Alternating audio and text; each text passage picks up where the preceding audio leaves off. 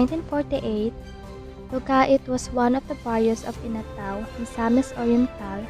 When Mantikau became an independent municipality from Inatao, Lugait became its most populous neighborhood with the highest revenue contribution. When then-President Carlos P. Garcia signed and proclaimed Executive Order Number 425, creating the municipality of Lugait in the province of Misamis Oriental, Lugait gained autonomy from its home municipality on March 16, 1961. Residents in the area also spoke about the historical events that occurred in their neighborhood. Before that, many people believed in such amazing details of their legendary story of the said place. Except for a narrative passed down from generation to generation, there is no historical record of how Lugait earned its name.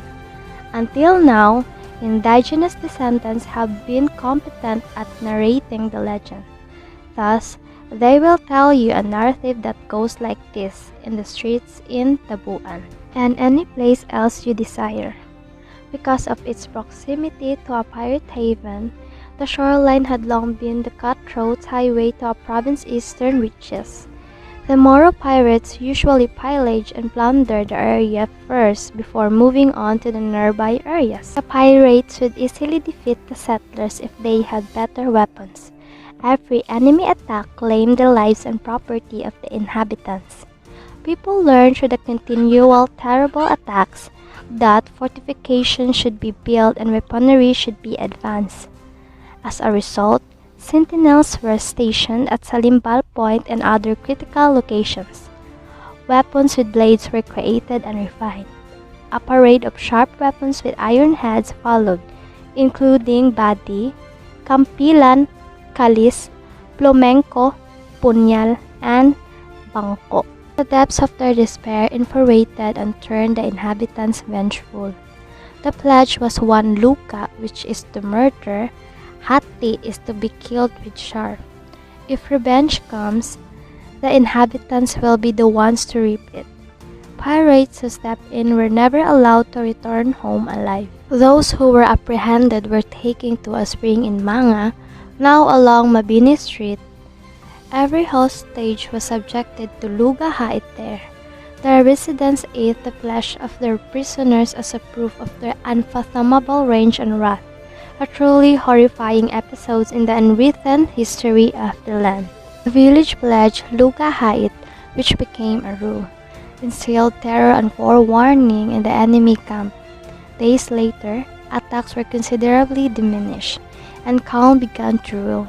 Pirates simply passed by, their fingers and faces always alerting the kumpit pilot to avoid the area they had begun to refer as Luga Hati. The occupants revealed their home from the wreckage, with strict fortifications in place. The residents decided to call the area Luga Hait, which became just Lugait over time. The mythology of Lugait goes like this. Lugait has been open to industry since its inception. It took advantage of the options available at that time, and the world soon learned about Lugait. Many residents in Lugait really believe in the said myth. There is no historical record of how Lugait earned its name, despite the fact that they are unable to provide any evidence or sources for the phenomenological account in question. That's why the Luga Hait Festival exists predominantly in Lugait. At the end, the people of Lugait made a realization of what, why, and how other people judge if the story did not really happen. There are so many questions about the sad legendary story. In a part of it, people in Lugait live lively and more confident to share their unwritten story. Now in this 21st century, we must be more literate in our own history.